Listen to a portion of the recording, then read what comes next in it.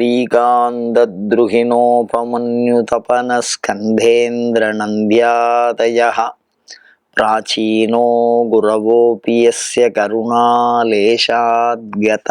गौरवं तं सर्वादिगुरुं मनोज्ञवपुषं मन्दस्मितालङ्कृतं चिन्मुद्राङ्गितमुद्रपाणिनलिनं चित्ते शिवं कुर्महे। நமசதசே நமசதசஸ்பதையே நமசகீனாம் புரோகானாம் சக்ஷுஷே நமோதிவே நம பிருத்திவ்யே நமஹ. சங்கர தொலைக்காட்சி நேயர்களுக்கு நமஸ்காரம். லலிதா சகஸ்ரநாமம் சிந்தித்து கொண்டிருக்கிறோம். 869வது நாமாவளி சிப்ரப்பிரசாதினி.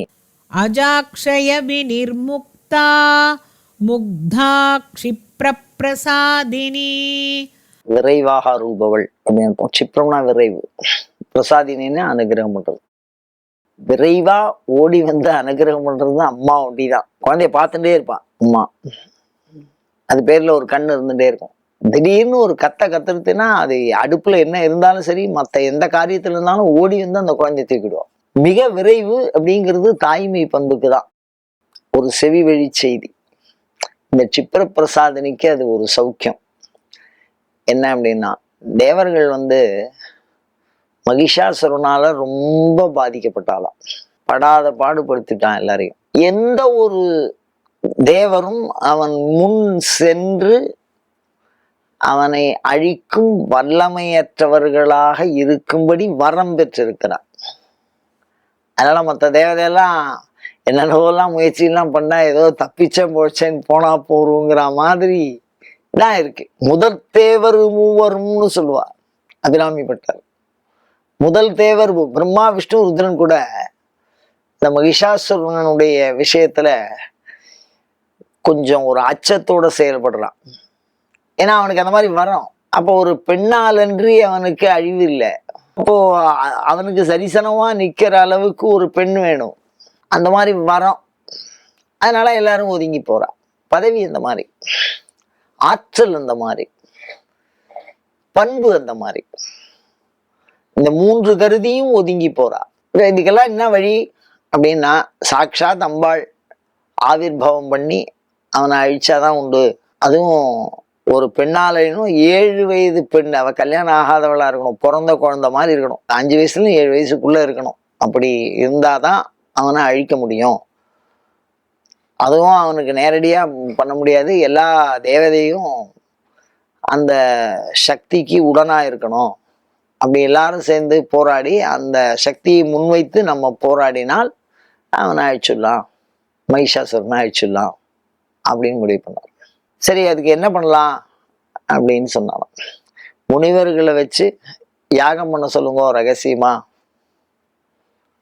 அந்த யாகத்தினால அம்பாள் ஆவிர்பவித்து அது மூலியமா வந்துதான் நமக்கு அனுகிரகம் பண்ணுவா அப்படின்னா. ஓஹோ, யாகத்திலேருந்து ஒத்தி பிறந்த அந்த தேவதைக்கு மற்ற தேவதையெல்லாம் உடன் இருந்து அவனை அழிச்சாதான் அழிக்க முடியும். அது வரைக்கும் அவன் பாடு பெரும்பாடா இருக்கும். அதனால எல்லாரும் என்ன பண்ணான்னா, யாகம் பண்ணுங்க அப்படின்னா, இந்த யாகம் வெளிப்படையா பண்ணா எங்கெங்கெல்லாம் யாகம் பண்றானோ அங்கெல்லாம் போய் அழிச்சிடணும் அவன், இந்த மகிஷாசுரன். அது மாதிரி ரகசியமா யாருக்கும் தெரியாத ஒரு இடத்துல, இந்த மகிஷாசுரன் அறியாத ஒரு இடத்துல, மிக பரம ரகசியமான ஒரு இடத்துல ஒரு 4 பேர் உட்கார்ந்து யாகம் பண்ணிட்டு இருக்கா. அந்த யாகம் தொடர்ந்து நடந்துட்டே இருக்கு. அந்த யாகத்துல சாம்பல் இருக்கோ இல்லையோ, அந்த சாம்பலை வந்து ஓரமா ஒதுக்கி வைப்பா. அவ்வளோது பொருள்கள் போடுறாரோ இல்லையோ, திருப்பி அந்த சாம்பலை எடுத்து கூட்டிட்டு திருப்பியும் அந்த யாகத்தை தொடர்ந்து செய்யறது.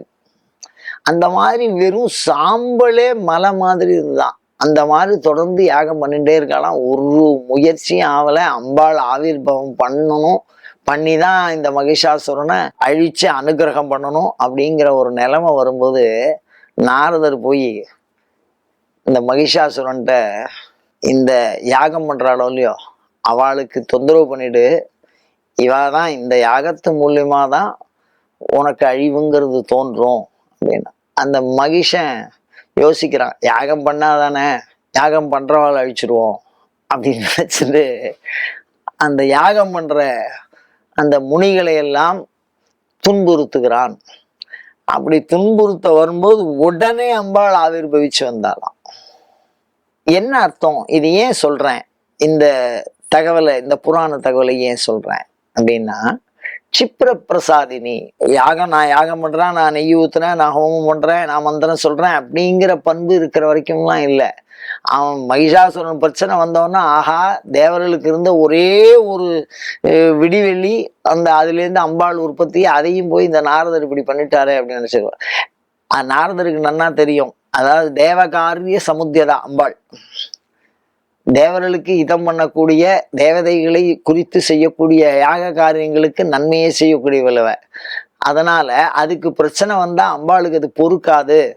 பூஜை பண்றவா அவளுக்கு குழந்தைகள் மாதிரி, அந்த குழந்தைகளை போய் பாதிப்பு பண்ணினா அதை காப்பாத்துறதுக்கு நேரடியா வந்துருவா. அம்பால அனுகிரகத்தை விரைவை உண்டு பண்றது.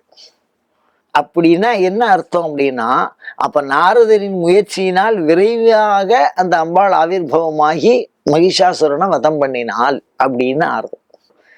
இப்ப என்ன அர்த்தம் அப்படின்னா, அந்த விரைவு யாராவது படுத்தணுங்கிற அவசியம் இல்லை லலிதாவுக்கு. தானாவே முன்னாடி வந்துருவா. ரொம்ப சிரமப்படணுங்கிற அவசியம் இல்லை. அம்மான்னு சொன்னா போறோம். மாதா உன்னையே அன்னையே என்பன் ஓடி வந்தே அப்படின்னு. அப்படி அம்மான்னு கூப்பிட்டுட்டேன்னா மிக விரைவாக வந்து அனுகிரகம் பண்ணுவா. எவ்வளவு விரைவா பண்ணுவா? சிப்பர பிரசாதினி சொல்றேன், வேகமா அனுகிரகம் பண்ணுவான்னு. அருணகிரிநாதர் சொன்னாரு, முருகா அப்படி, முருகா அப்படின்னு சொல்லி கூப்பிட்டு அந்த காங்கிற எழுத்த சொல்லி முடிக்கிறதுக்கு முன்னாடி முருகன் வந்து காப்பான் அப்படின்னு சொல்றார். இந்த இடத்துல அம்பாளுக்கு என்ன அர்த்தம்னா, ஆரம்பிக்கிறதுக்கு முன்னாடியே அம்பாள் அனுகிரகம் பண்ணுவா. சிப்ர பிரசாதினி ஆரம்பிக்கிறதுக்கு முன்னாடியே இந்த நாமாவளிக்கு விளக்கம் சொல்வதற்கு முயற்சி செய்கிறேன், வேறு எந்த நோக்கிலும் இது சொல்லப்படவில்லை. முருகா அப்படின்னு சொல்றதுக்குள்ள, சொல்றதுக்குள்ள முருகன் விரைவாக வருவான், அருள்வான், தப்பு இல்லை. ஆனா அந்த முருகனின் அன்னை பாருங்க, லலிதா பரமேஸ்வரி, அவ எப்படி விரைவா வருவா? ஒரு குறிப்பு சொல்லணுமோ இல்லையோ? ஆதிசங்கர் ஒரு பாட்டுல சொல்லுவாரு, பாருமா உன் கண்ணை கொஞ்சம் என் பக்கமா திருப்பு, நான் ரொம்ப கஷ்டப்படுறேன் அப்படின்னு கேட்கணும். இன்னைக்கு பார்த்து அம்பாளை பார்த்து கேட்டுடணும், நீ என்னை பார்க்கவே மாட்டேங்கிற. ஏன்னா அம்பாளுடைய கண்ணு சமஸ்த நன்மைக்கும் காரணமானது. தனம் தரும், கல்வி தரும், ஒரு நாளும் தளர்வரியா மனம் தரும், தெய்வ வடிவம் தரும், நெஞ்சில் வஞ்சமில்லா இனம் தரும், நல்லென எல்லாம் தரும். இன்னைக்கு அம்பாள்கிட்ட போய் எப்படியாவது ஏன் இந்த கண்ணை கொஞ்சம் பார்க்கப்படாதா, என் பக்கம் கொஞ்சம் திருப்பப்படாதா அப்படின்னு நான் உரிமையா நீ கேட்டுடுறேன் அம்பாள்கிட்ட அப்படின்னு ஒருத்தன் நினைச்சுன்னு போறான். அப்படி நினைச்சுன்னு பவானின்னு ஆரம்பிக்கிறான். அப்பதான் அந்த அம்பாள் பேர் பவானி. அந்த பவானின்னு ஆரம்பிக்கிறதுக்கு முன்னாடியே அவனுக்கு சாயுச்சிய பதவியை கொடுத்தாலும் அம்பாள் சௌந்தர்யில வரும். எதுக்கு சொல்றேன் இத அப்படின்னா, சிப்ர பிரசாதினி, நாம நினைக்கிறத விட விரைவா வரக்கூடியவ, நினைக்கிற பலனை விட அதிகமா பலனை தரக்கூடியவ. அதுதான் சிப்ர பிரசாதினி. லலிதா பரமேஸ்வரிக்கு தான் அந்த சிறப்பு. மிக விரைவா நமக்கு அந்த பலன் வரும். என்ன, அந்த நம்பிக்கையோட உள்ளுணர்வோடு அழைக்கணும். மிக குறைந்த முயற்சியினால் அந்த பலன் வரும். ரொம்ப தபஸ் பண்ணி ஒத்த காலில் நின்று தபஸ் பண்ணுன்னா திருகண்டு முனிவர் மாதிரி பண்ண முடியுமா என்ன எல்லாராலையும்? அப்ப அதிகமான முயற்சி எடுத்துக்க வேண்டியதா இருக்கு. அதை நெடுங்காலத்துக்கு எடுத்துக்க வேண்டியதா இருக்கு. அது மாதிரி குறைந்த முயற்சி, மிக குறைந்த காலம், மிக நிறைந்த அருள், இதெல்லாம் உடனே நடக்கும் அப்படின்னா லலிதா பரமேஸ்வரி தான். அதுதான் சிப்ர பிரசாதினி, மிக விரைவாக இருந்து அனுகிரகம் பண்றவ. ஒரே நொடியில சாயுஜ்யம்ங்கிறது மோட்சம், மிகப்பெரிய தன்னுடைய உடம்போட கலந்துக்கிறது. அப்படிப்பட்ட மோட்சத்தையே கூட அவன் கேட்டது சாதாரண விஷயம், அப்படியே கேட்கறதுக்கு மேல கொடுக்குறா அப்படின்னா அதுதான் சிப்ர பிரசாதினி. அப்படிப்பட்ட விரைவா இந்த நாமாவளியை சொன்னா எந்த ஒரு காரிய தடையும் உடைஞ்சிரும். ரொம்ப காலமா நடக்காத இருந்துட்டே, நாளைக்கு பார்க்கலாம் இன்னைக்கு பார்க்கலாம். சில விஷயங்கள் நம்ம தொடர்ந்து முயற்சி பண்ணாலும் நடக்காம தள்ளி போயிட்டே இருக்கும். சில விஷயங்கள் முடியாது, பிரச்சனை வளர்ந்துட்டே இருக்கும். அந்த மாதிரி பிரச்சனை வளர்ந்துட்டே இருக்கிற இடமா இருந்தாலும் சரி, முடிகிற விஷயமா இருந்தாலும் சரி, கடனா இருந்தாலும் சரி, இந்த நாமாவளியை சொன்னா உடனடியாக நிவர்த்தி, உடனடியா பலனை கொடுப்பா அம்பாள். சொல்லி பயன்பெறுவோமாக. அயந்தர்மஹா உத்தரோத்தர அபிவிருத்தி ரஸ்து.